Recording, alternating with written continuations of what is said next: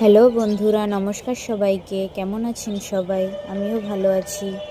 অনেক দিন পরে ঈদের ছুটি কাটিয়ে আবারও চলে আসলাম ছোট্ট মিনি ব্লগ নিয়ে। ঈদের আগে আসলে ওইভাবে কোনো বাজার করা হয়নি। ফ্রিজে দেখি কোনো মাছ নেই। এছাড়াও এসেছে পহেলা বৈশাখ, এই তো এ কারণেই কিছু মাছ কিনে আনা। 4 রকমের মাছ ছিল এখানে। চিংড়ি মাছ, ইলিশ মাছ, আর একটা মাছের নাম জানি না, আর একটা ছিল তেলাপিয়া মাছ। এই তো সবগুলো মাছ কেটে কুটে ধুয়ে নিলাম সুন্দর করে। তেলাপিয়া মাছ ছাড়া অন্য মাছগুলো এতটাও টাটকা ছিল না। ভিডিওটি ভালো লাগলে অবশ্যই লাইক কমেন্ট শেয়ার করবেন এবং অবশ্যই জানাবেন। যদি কোনো ভুল ত্রুটি হয়ে থাকে অবশ্যই ক্ষমা করবেন এবং ভুলগুলো ধরিয়ে দিবেন, শুধরে নেওয়ার চেষ্টা করব। আজকের মতো এখানেই শেষ করলাম। ধন্যবাদ সবাইকে।